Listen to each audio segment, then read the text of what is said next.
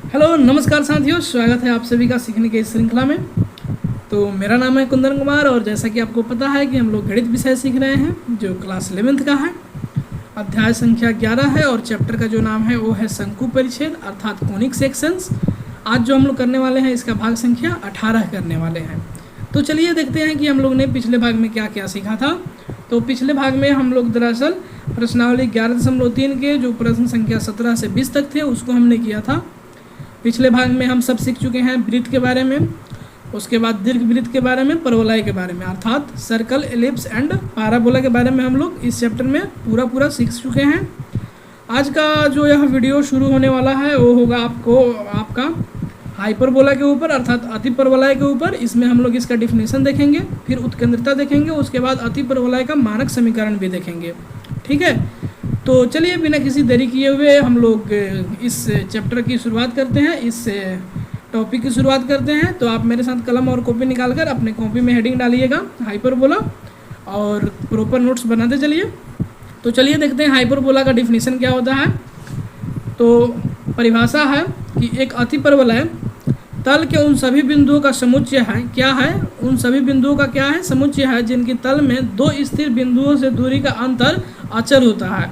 ठीक है, देखिए यहाँ पर एक शेप आपको ऐसा दिख रहा है और एक शेप ऐसा दिख रहा है। इसी को हम लोग क्या बोलते हैं? हाइपरबोला। अगर पाराबोला रहता तो केवल ई वाला दिखता, नहीं तो ई वाला दिखता, दोनों में से कोई एक दिखता। लेकिन हाइपरबोला है तो दोनों दिखेगा, इस शेप में दिखेगा जैसा कि फोटो में दिखाया गया है। अब देखिए इसमें कुछ नाम है, उसको हम लोग देख लेते हैं। तो ये जो पॉइंट दिख रहा है इसको हम लोग केंद्र बोलते हैं। ये जो पॉइंट है इसको हम लोग शीर्ष बोलते हैं। F1 और F2 को नाभि बोलते हैं। ये वाई अक्ष जो है इसको हम लोग संयुग्मी अक्ष बोलते हैं। जो एक्स अक्ष है उसको अनुप्रस्थ अक्ष बोलते हैं। ठीक है, अब देखिए किसकी बीच की दूरी जो है, अंतर जो है अचर रहेगा। किन किन दूरियों का जो अंतर है अचर रहेगा। तो अगर हम P1 F2 दूरी लें अर्थात P1 से F2 चलें, P1 से F2 घटाओ P1 F1 करें और ये दूरी घटा दें तो ये बराबर होगा अगर हम P2 से F2 चलें और घटा दें P2 F1 तो ये दूरियाँ क्या होगी? बराबर होगी। और ये भी तीसरी भी ये दूरी है एक P3 F1 घटाओ P3 F2 तो ये भी दूरियाँ क्या होगी? बराबर होगी। तो ये हमारा अतिपरवलय का डिफिनीशन था। अब देखिए परिभाषा में अंतर शब्द का प्रयोग किया गया है जिसका अर्थ है दूर स्थित बिंदु से दूरी, ऋण निकट स्थित बिंदु से दूरी। ये दूरी का वो बता रहा है। दो स्थिर बिंदुओं को दीर्घ वृत्त की नाभियाँ कहते हैं।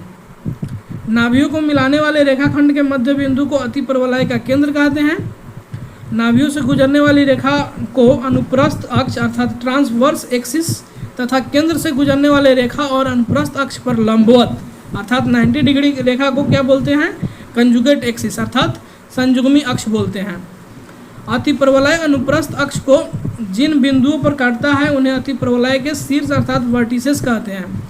जैसे यहाँ पर देखो ये जो एक्स अक्ष है इसको हम लोग अनुप्रस्थ अक्ष बोलते हैं, जो वाई अक्ष है उसको हम लोग संयुग्मी अक्ष, और जो हाइपरबोला है एक्स अक्ष के जिस पॉइंट पर कट कर रहा है इसको शीर्ष बोलेंगे। जहाँ एक्स और वाई अक्ष दोनों एक दूसरे को कट कर रहा है उसको हम लोग क्या बोलेंगे? केंद्र बोलेंगे। और ये जो दिख रहा है इसमें ये पॉइंट जो है इसको शीर्ष बोलेंगे। F1 और F2 क्या है? नाभि है। तो यहाँ तक हम समझ गए। अब चलिए हम देखते हैं आगे की चीज़ है। दोनों नाभियों के बीच की दूरी को हम 2C से प्रदर्शित करते हैं।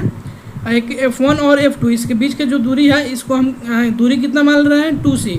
दोनों शीर्षों के बीच की जो दूरी है उसको हम 2A से प्रदर्शित करते हैं। अब शीर्ष क्या है? A से B तक जो है ये शीर्ष की दूरी है तो इसको हम 2A से परिभाषित कर रहे हैं।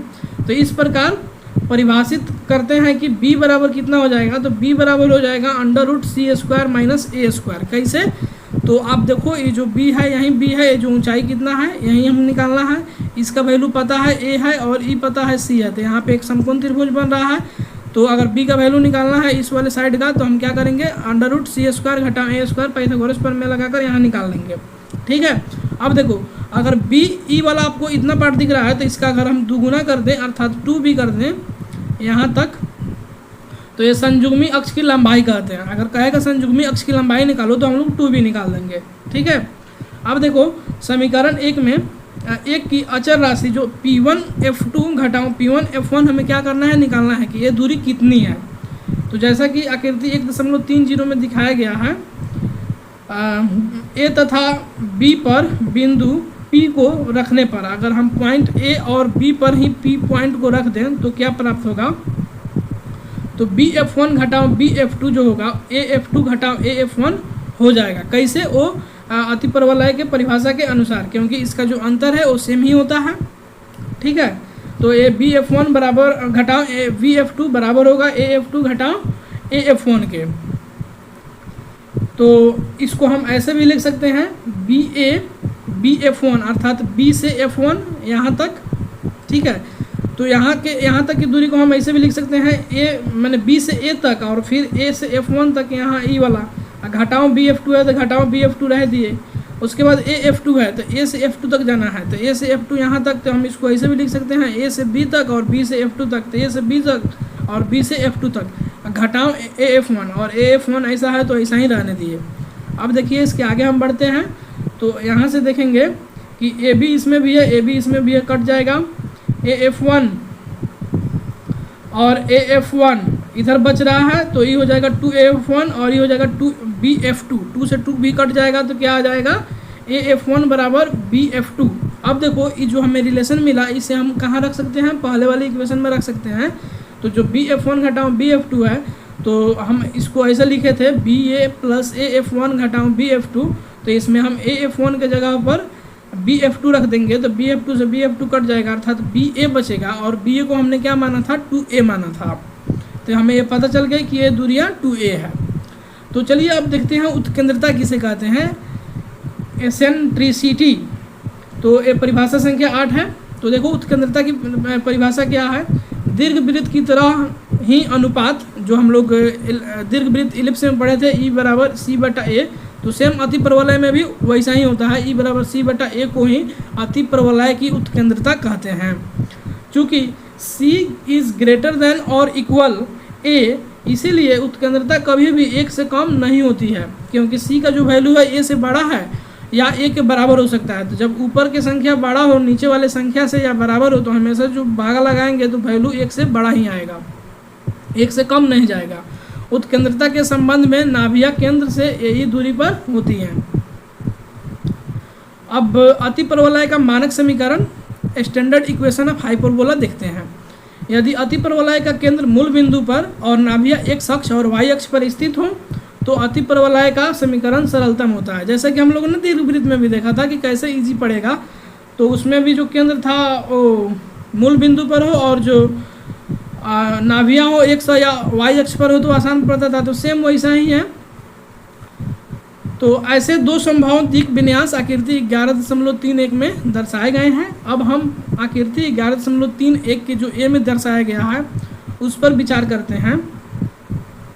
ठीक है, जिसकी नाभिया x अक्ष पर स्थित है, तो उसका हम लोग क्या करेंगे, समीकरण व्युत्पन्न करेंगे अर्थात इक्वेशन हम लोग ड्राइव करेंगे इस वाले कंडीशन में।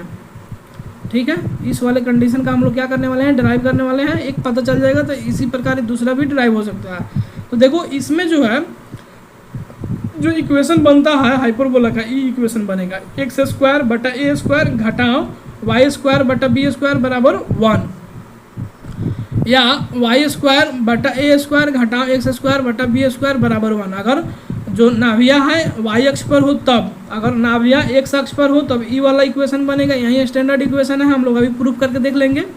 और जब नाभिया y अक्ष पर हो तब ई वाला बनेगा। देखो ध्यान देने वाली बात है, इसके पहले में हम लोग जो इलिप्स में पढ़े थे तो उसमें बीच में प्लस हुआ करता था, लेकिन अगर हाइपरबोला है तो क्या होगा, माइनस होगा।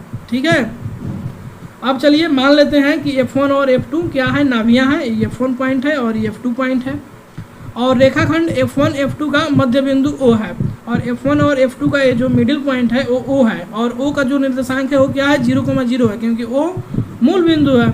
अब देखो O से F2 की ओर धनात्मक x अर्थात O से F2 जाएंगे तो धनात्मक बढ़ेंगे, O से F1 आएंगे तो ऋणात्मक x अक्ष मानना है। माना O से x अक्ष पर लंब y अक्ष है, ये परपेंडिकुलर है। F1 के निर्देशांक क्या हो जाएंगे, तो यहाँ से अगर इसकी दूरी अगर c है तो ये कितना हो जाएगा, -c,0, और इधर ये दूरी c है तो F2 का निर्देशांक कितना हो जाएगा, c,0। ठीक है, यहाँ तक समझ में आया। अब देखो आगे की बातें करते हैं। मान लीजिए कि अति परवलय पर कोई बिंदु क्या है, P है जिसका निर्देशांक क्या है x, y है। तो इस प्रकार P की दूरस्थ बिंदु से व निकटस्थ बिंदु से दूरियों का जो अंतर होगा वो कितना होगा, 2a है। इसीलिए PF1 घटाओ PF2 कितना होगा, 2a होगा। जैसा कि अभी हम लोग ने पीछे देखा था, जो अंतर है वो कितना आ रहा था, 2a आ रहा था। तो दूरी सूत्र यहाँ से हम लगा देंगे, PF1 घटाओ PF2। तो देखो PF1 अर्थात यहाँ से यहाँ और PF2, तो इसका निर्देशांक पता है, इसका भी निर्देशांक पता है, दूरी सूत्र लगाएंगे तो ये हमारा बन जाएगा, इतना हो जाएगा। हमने क्या किया, इस माइनस वाले को इधर ला लिया, पूरा प्लस हो गया। अब स्क्वायर करेंगे तो इसका स्क्वायर करेंगे तो अंडर रूट खत्म हो जाएगा, ए प्लस बी हो गया। इस पूरा टर्म को कैपिटल ए मान लेंगे, इस पूरा टर्म को कैपिटल बी मान लेंगे, तो ए प्लस बी का होल स्क्वायर हो जाएगा। और इसको तोड़ेंगे, A square plus 2ab plus B square पर, और जितना आएगा इतना आएगा, ठीक है। अब इसको अगर हम सरल करें तो हमें सी एक्स अपॉन ए घटाओ ए बराबर under root x minus c का whole square plus y square प्राप्त होगा। अगर हम इसको पुनः क्या कर दें, स्क्वायर कर दें, तो इधर भी स्क्वायर करेंगे, इधर भी स्क्वायर करेंगे, तो जो फाइनल आंसर आने वाला है वो इतना आने वाला है, एक्स स्क्वायर बटा ए स्क्वायर घटा वाई स्क्वायर बटा बी स्क्वायर बराबर 1। और यहाँ पे देखो, सी स्क्वायर घटाओ ए स्क्वायर के जगह पर हम बी स्क्वायर लिख सकते हैं, क्योंकि सी स्क्वायर घटाओ ए स्क्वायर जो होता है बी स्क्वायर के बराबर होता है, ठीक है। अतः अति परवलय पर स्थित कोई भी बिंदु हो, कोई भी बिंदु होगा जो इसको क्या करेगा, सेटिस्फाई करेगा, इसको संतुष्ट करता है। तो अगर अब हम एक टिप्पणी देख लेते हैं, एक अति परवलय जिसमें क्या हो, ए बराबर क्या हो, बी हो, ए बराबर क्या हो, बी हो, तो उसे क्या बोलेंगे, उसको हम लोग समकोणीय अति परवलय अर्थात रेक्टेंगुलर हाइपरबोला बोलते हैं, कहलाता है, ठीक है। तो अगले भाग में जो हम लोग सीखने वाले हैं वो देखेंगे नाभिलंब जीवा अर्थात लैटिस रेक्टम एंड उदाहरण संख्या 14, 15 और 16।